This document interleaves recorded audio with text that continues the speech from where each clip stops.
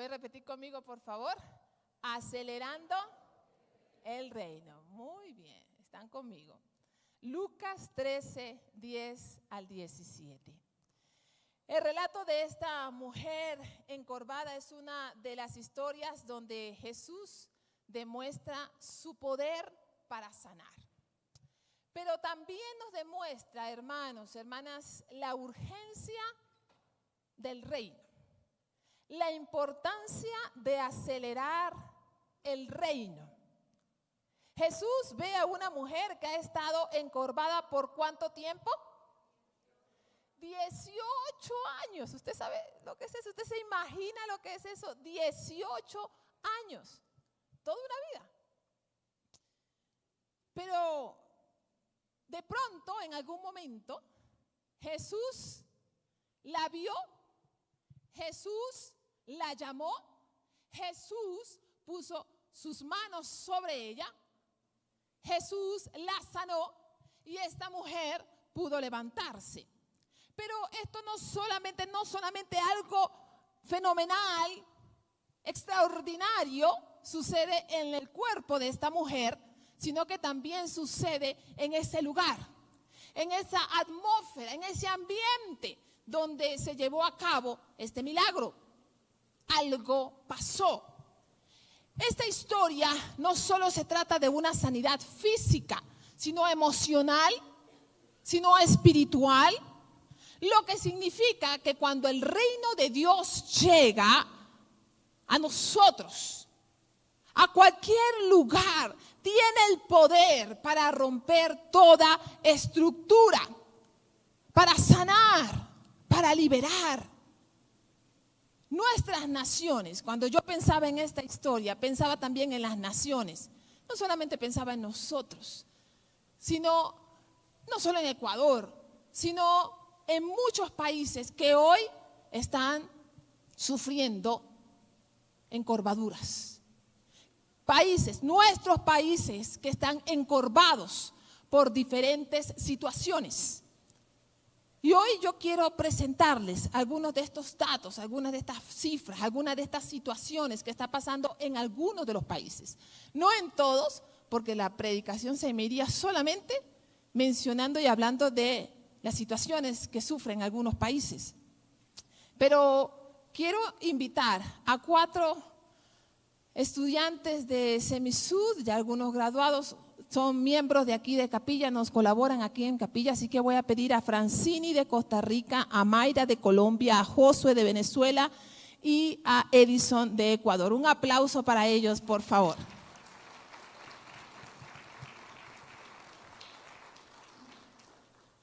Ellos son tremendos predicadores, hermanos, Así que ustedes tienen que escuchar a estos jóvenes. Ya yo los tuve en clase y mire que son poderosos predicando ahí también. Así que, Francini, por favor, este tiempo es tuyo. Comenzamos con Costa Rica.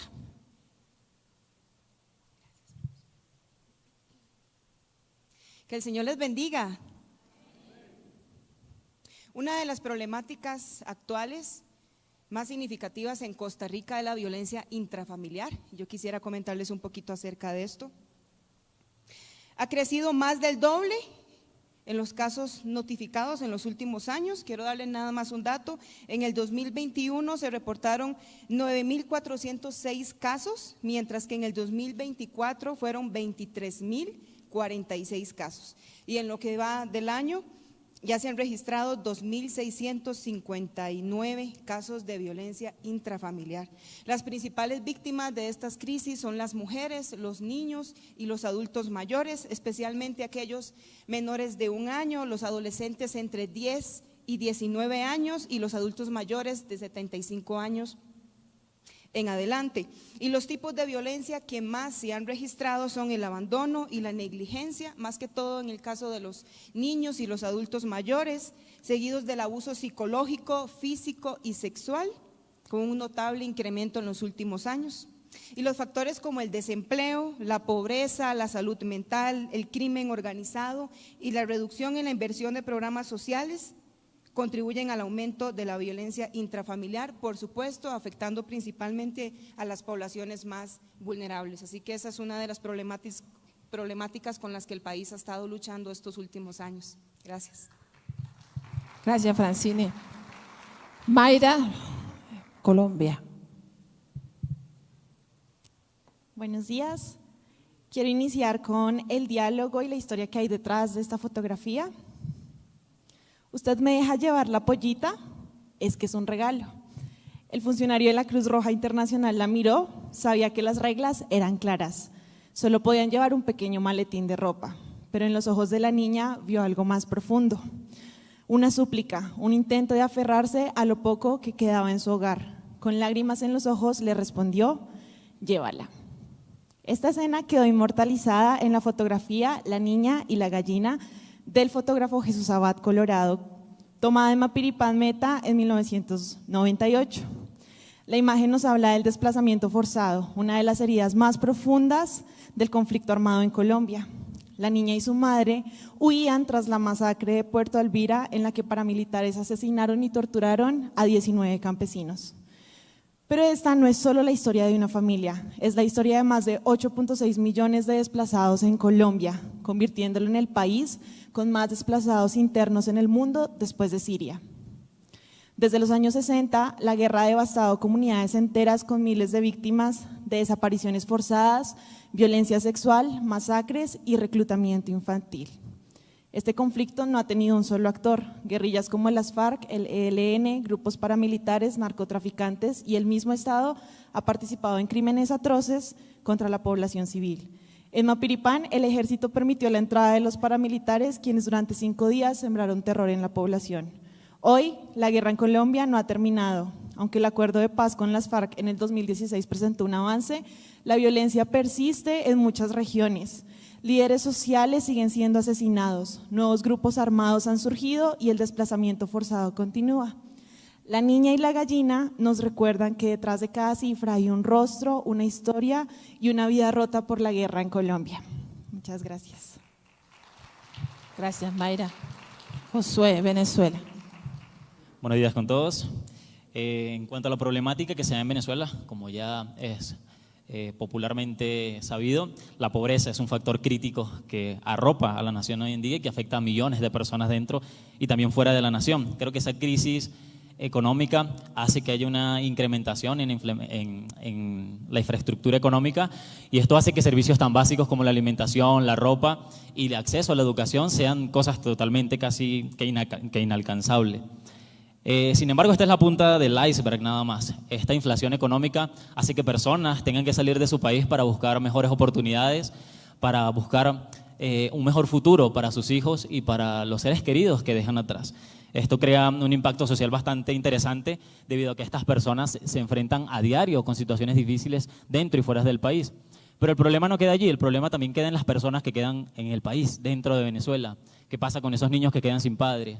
Esos hermanos que quedan sin un hermano o sin un primo, o con esos padres que quedan sin un hijo. Allí empieza una condición social, emocional bastante importante, porque son estas personas las que están construyendo una sociedad nueva, una sociedad sin papá, una sociedad sin abuelos o a veces una sociedad sin hermano. Creo que el mayor problema, aparte de la pobreza que se da dentro de Venezuela, son la ruptura de los hogares, y un hogar disfuncional crea sociedades bastante complejas. Ese sería el mayor problema que se está dando realmente en Venezuela ahora. Edison, Ecuador. Tenemos que escuchar a Ecuador, ¿verdad?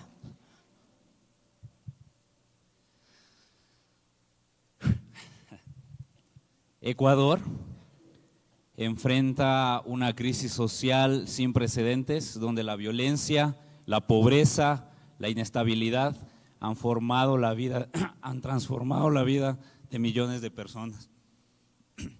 La inseguridad ha alcanzado niveles alarmantes. En los primeros 50 días de 2025 se registraron 1.300 asesinatos, un aumento del 40% en comparación con el año anterior, convirtiendo al país en uno de los más violentos de América Latina.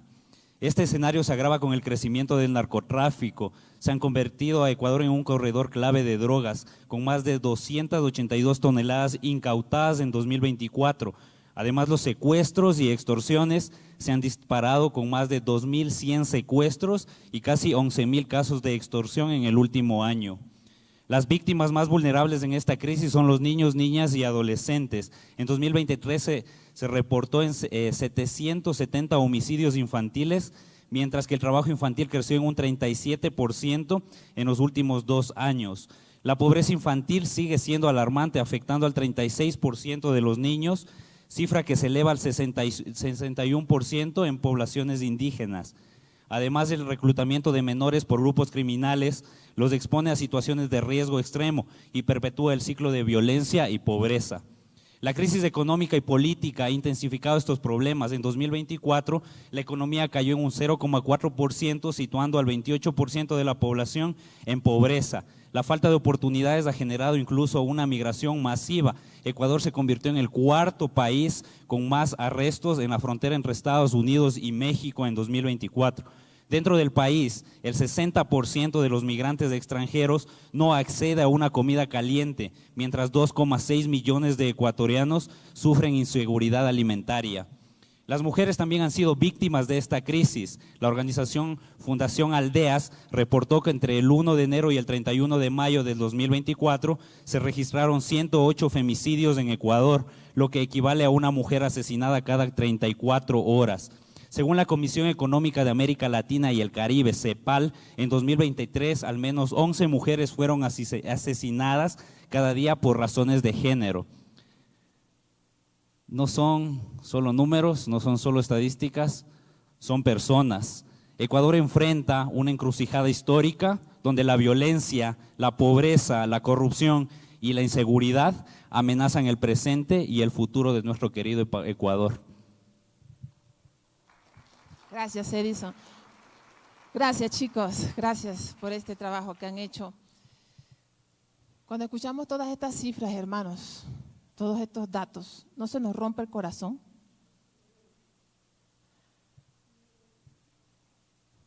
Es duro saber que hay niños que hoy no han comido.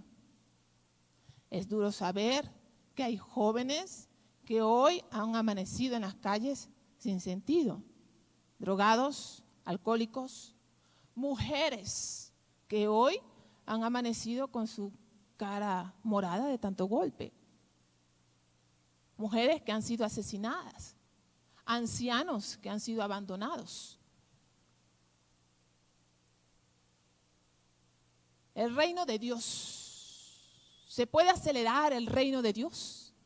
¿Creen ustedes que se puede acelerar el reino de Dios? El reino de Dios acelera la liberación de los oprimidos. El reino de Dios acelera la liberación de los oprimidos. Esta mujer encorvada simboliza a aquellos que están doblegados, cargados, doblados por tanta angustia, por tanto pesar espiritual, social, económico, emocional. Y Jesús no espera que esta mujer clame por ayuda. Ella va a la ayuda de esta mujer. Él la llama, Él la ve, Él actúa en favor de esta mujer. Y a veces nosotros nos encerramos en las 4 paredes esperando que sean ellos los que necesitan esos gente vulnerable para que nosotros podamos ir. Mientras Jesús nos dice, no necesitamos esperar que ellos nos llamen. Si conocemos la necesidad, nosotros como iglesia debemos ir, porque en eso consiste el reino de Dios. El reino de Dios no espera por procesos burocráticos, sino que el reino de Dios acelera la justicia. El reino de Dios acelera la liberación. El reino de Dios acelera la restauración de los pueblos, de las naciones. A veces solo pensamos, somos muy nacionalistas y pensamos solo en nuestro país, donde estamos, donde vivimos, donde hemos crecido. Pero no solamente es Ecuador, no solamente es Venezuela, no solamente es Perú, no solamente es Colombia. Son muchos países alrededor del mundo y que hoy están encorvados. En nuestras naciones hoy vemos personas encorvadas por la pobreza. Ya hemos escuchado los datos que los chicos han dado.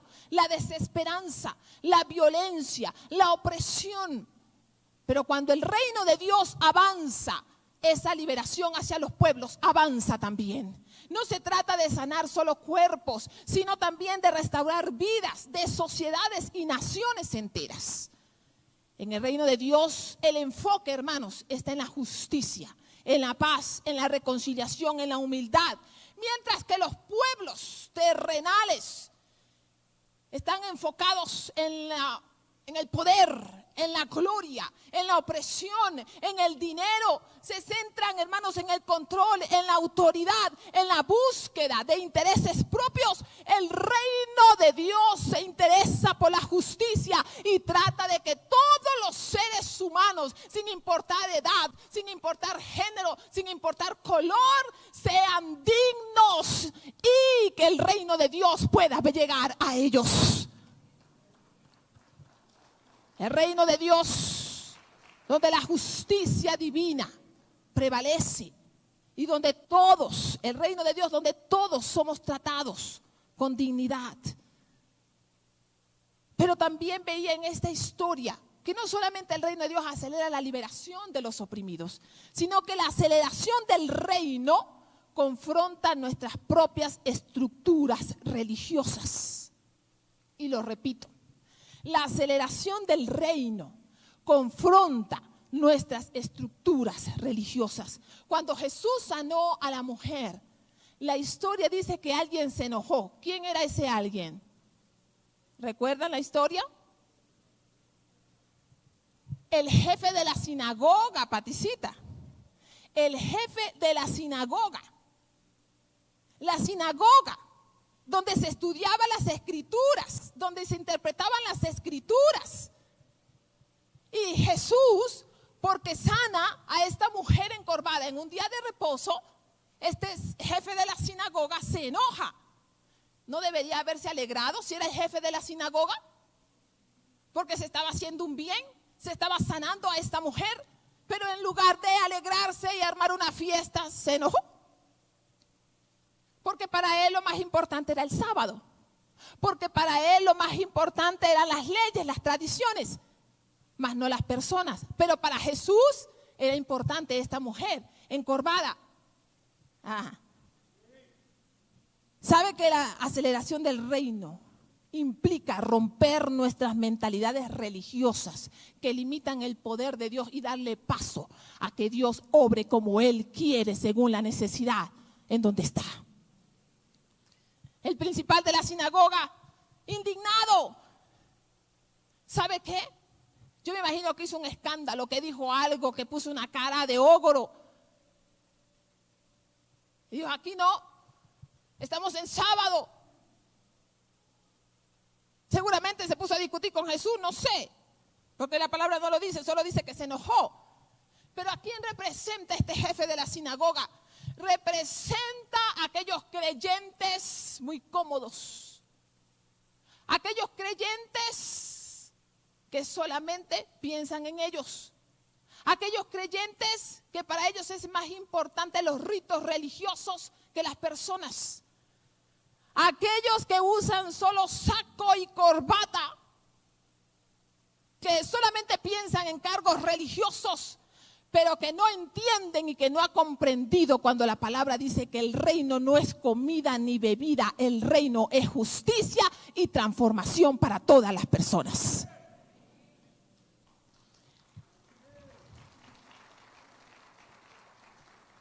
Hay quienes se enojan a veces cuando el evangelio, la palabra se predica fuera de los márgenes, fuera de las tradiciones. Cuando Dios usa a personas inesperadas, a personas que nosotros no pensamos, a personas que nosotros señalamos. Y viene Dios y usa justamente a esas personas. O cuando el Espíritu rompe paradigmas, como lo vimos en Hechos. Los judíos pensaban que solamente el Espíritu Santo era para ellos, que solamente el Espíritu Santo les daba lenguas a ellos, y resulta que el Espíritu Santo vino y rompió esos moldes, y entonces se fue con los gentiles también, y comenzó a abrazar a los gentiles y comenzó a darle lengua a los gentiles. ¿Sabe por qué? Porque el Espíritu Santo no pertenece a nadie, ni a judíos, ni a gentiles, ni a capilla, ni a Ecuador. El Espíritu Santo es el Espíritu Santo y hace como Él quiere, donde Él quiere y cuando Él quiere. Él rompe los moldes. Y muchas veces, a veces el mayor obstáculo para que el reino se acelere en justicia y amor somos nosotros mismos. Nosotros mismos.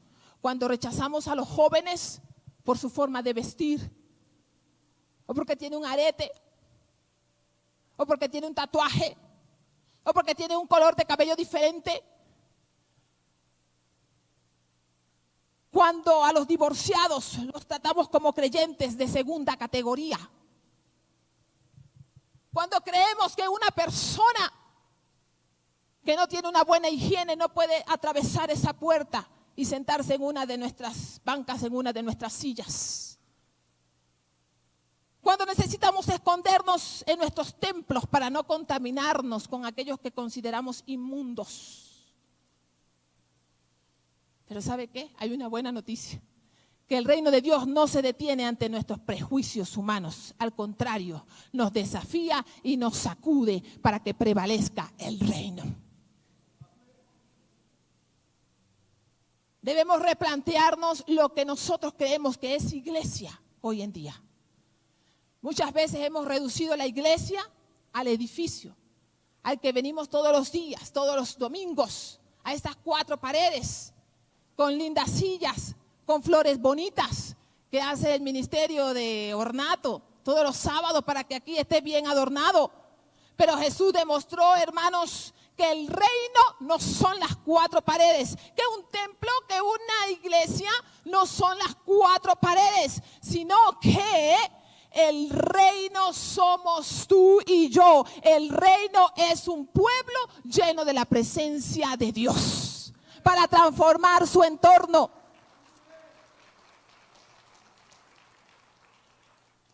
Que la aceleración del reino no depende de la grandiosidad de los edificios, sino de la disposición de nuestro corazón para expandir el reino, la misión y la obra de Dios en el Ecuador y fuera del Ecuador. ¿Qué estamos haciendo, hermanos, con ese testimonio, con esa palabra que nosotros hemos recibido? ¿La hemos guardado para nosotros? Cuando hay otros tantos que sufren. Pero hay una tercera cosa aquí en esta historia. Dice la historia que Jesús la vio y la tocó. Cuando el texto dice y la vio, no solamente se refería a un ver físico y nada más, como cuando observamos algo. Los estoy mirando, los estoy viendo, los estoy observando en esta mañana, pero nada más. No. Se refiere a un ver con compasión. Con compasión, con corazón, con conexión. No es un ver superficial. Porque a veces miramos una multitud de personas y miramos a muchas personas sufriendo, pero no hacemos nada por ellos. En el griego la palabra ver que se usa es idón. Idón. Y este idón va más allá de la vista física. Tiene que ver con un ver que involucra el corazón, que involucra la compasión, la misericordia, con una conexión emocional y espiritual con lo que yo estoy viendo. Tiene que ver, hermanos, con dar una respuesta, con una reacción ante el sufrimiento, ante la necesidad, ante el dolor. Una respuesta al actuar, al hacer algo. ¿Sabe? Aquí tenemos un ministerio de acción social. Se reparten unas cuantas canastas que tenemos. Se hace una actividad por tal vez cada 6 meses, 3 meses. Una vez por diciembre hacemos la Navidad con Jesús. Pero ¿sabe qué, hermanos? Traeríamos mayor transformación a Cachapamba, al Valle de los Chillos, al Ecuador, si toda capilla se uniera para traer transformación, vida, liberación a aquellos que están oprimidos a nuestro alrededor.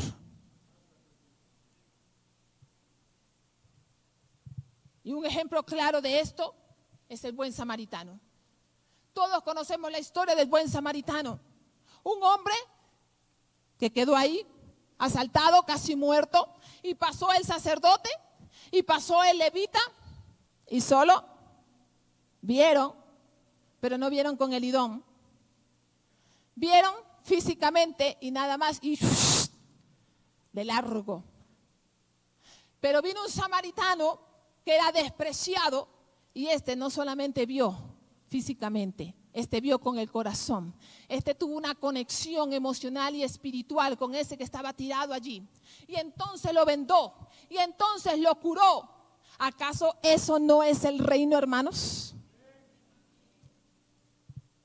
¿Acaso el reino no es dar una mirada de compasión, misericordia y acción? ¿Acaso el reino no es detenernos ante la necesidad? Pero no hablo de esa compasión cuando alguien dice, pastora o fulanito, fulanita, me pasa esto. Oh, pobrecito, vamos a orar. Y la oración, ¿y queda ahí? Oh, sí, chévere que podemos orar. Pero no nos quedemos solo en la oración. Hagamos algo más si está en nuestras manos hacer por el otro y por la otra. Porque tú y yo somos los ojos y somos las manitos de Jesucristo.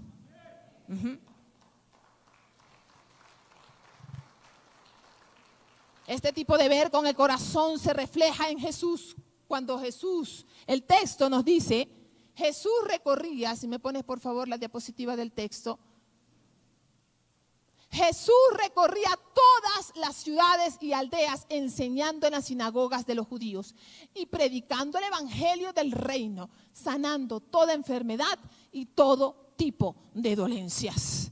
Jesús no solo se detuvo a ver físicamente, Jesús se detuvo con compasión, recorrió pueblos, recorrió ciudades, recorrió vías, carreteras, en compasión a aquellos que lo necesitaban. No solo veamos físicamente, hermanos, veamos con el corazón, porque el reino es compromiso con aquellos que están desvalidos, con el pobre, el enfermo, los huérfanos, la viuda, con el extranjero. ¿Y sabe qué? Necesitamos desacomodarnos y salir de nuestras cuatro paredes y hacer la misión de Jesucristo, seguir extendiendo el reino. Necesitamos que se acelere el reino. Pero también dice que puso sus manos sobre ella. El acto de tocarlo acá tiene un gran peso, hermanos, porque cuando estas mujeres, especialmente mujeres, tenían este tipo de enfermedades, un flujo de sangre, eran encorvadas, etcétera, Jesús no podía tocarla. La ley dice que no podía tocarlas. Se consideraban impuras, se consideraban incompletas. Pero Jesús puso sus manos sobre ellas y la sanó. Y la sanó completamente, porque la misericordia y la gracia de Dios, hermanos, no tiene límites.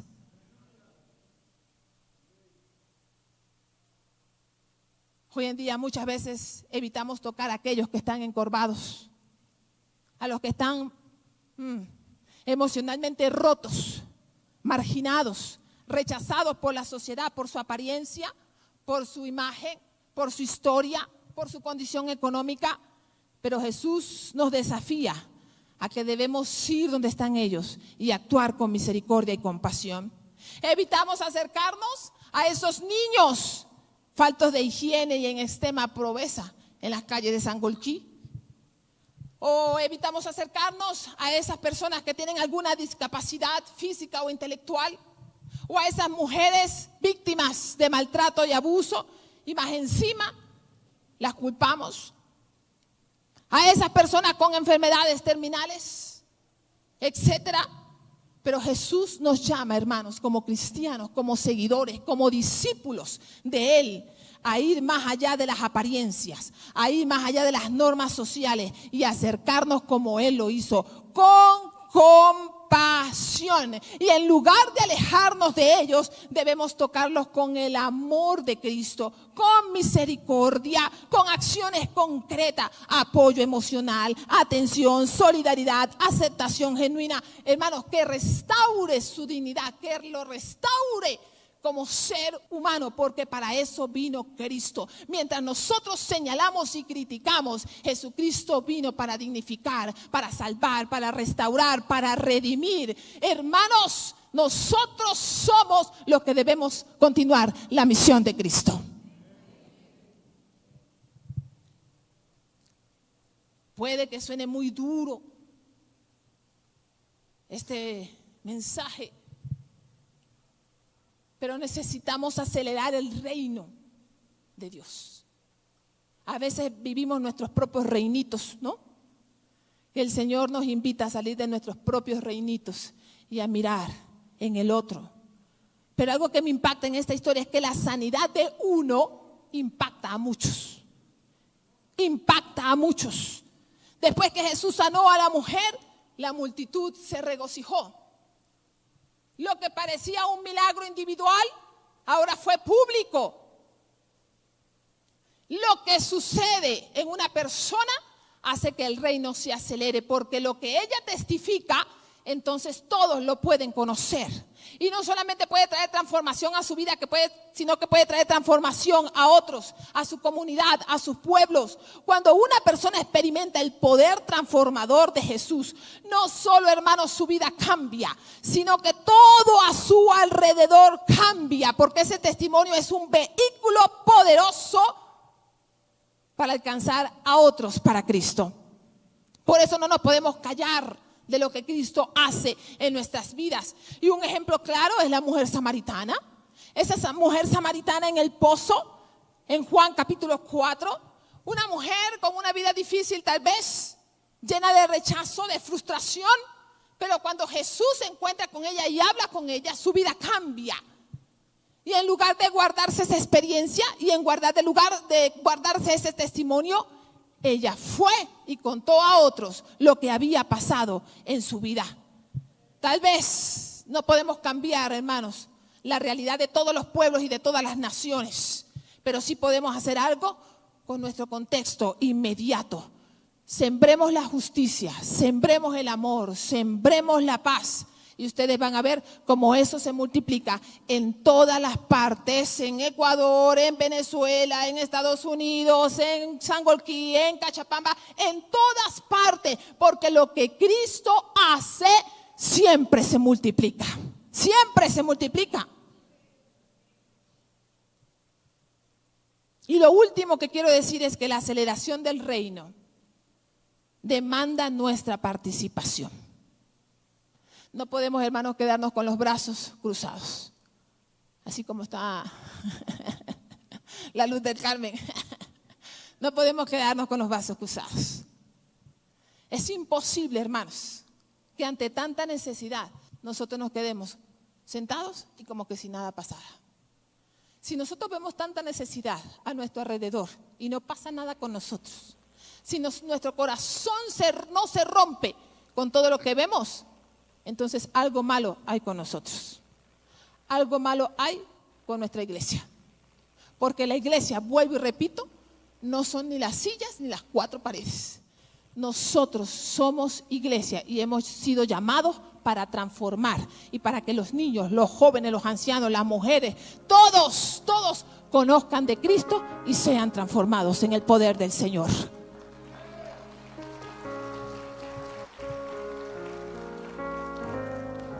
Jesús actúa, pero esta mujer tuvo que responder. Ella tuvo incluso que caminar donde estaba él. Recibió su toque y comenzó algo nuevo en ella. Cuando Dios acelera, hermanos, el reino en las naciones, demanda de una iglesia dispuesta a moverse, a salir, a no estancarse, a responder con fe, a actuar con obediencia, a responder ante el llamado que Dios nos ha hecho. No podemos orar por un mover de Dios. No podemos, hermanos, orar por un avivamiento de Dios cuando nuestros ojos están ciegos ante lo que vemos. Porque la oración no es solo pedir.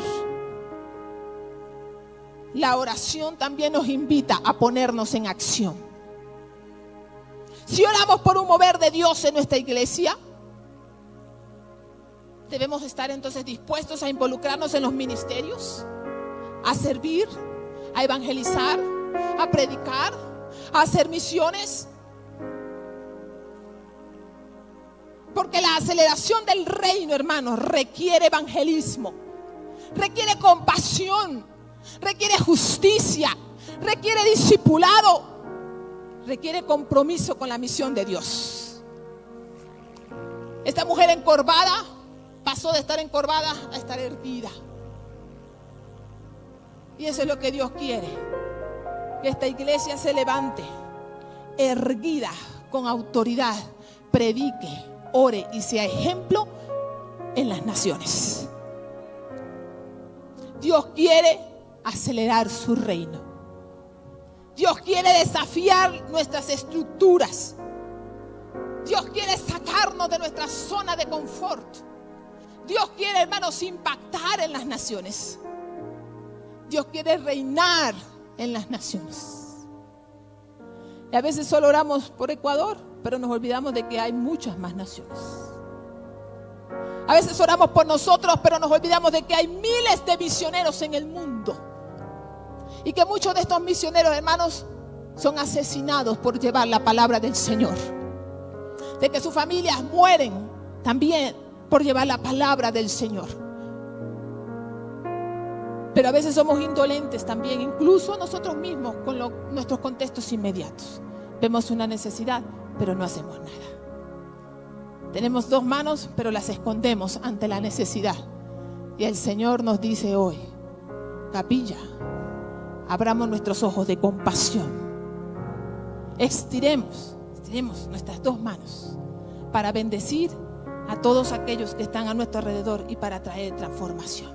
¿No lo cree usted? ¿Cree usted que lo podemos hacer, hermanos? ¿Cree usted que lo podemos hacer, hermanas? Aquí en Capilla del Valle, póngase por favor de pie. Y hay una canción que hemos cantado siempre y que habla muy bien de lo que he predicado en esta mañana. Ayúdame a mirar con tus ojos. Cántelo en esta mañana.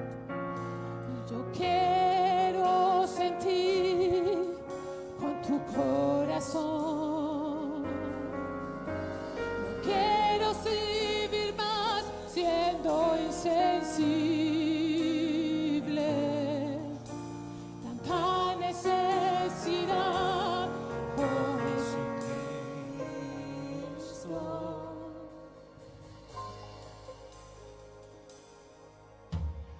Ayúdame a mirar con tus ojos.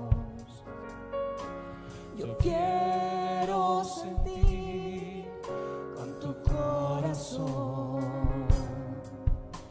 No quiero vivir más siendo insensible.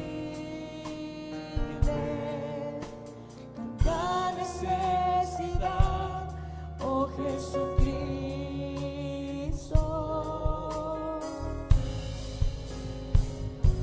Te pido la paz para mi ciudad. Te pido perdón por mi ciudad. Ahora me humillo y busco tu rostro. ¿A quién iré, Señor, sino a ti? ¿Usted ve estas banderas que están aquí en esta mañana? Yo quiero pedirles algo muy especial, algo que casi nunca hacemos, pero me tomé la tarea, hermanos, de armar estas banderas para que en esta mañana nosotros podamos orar.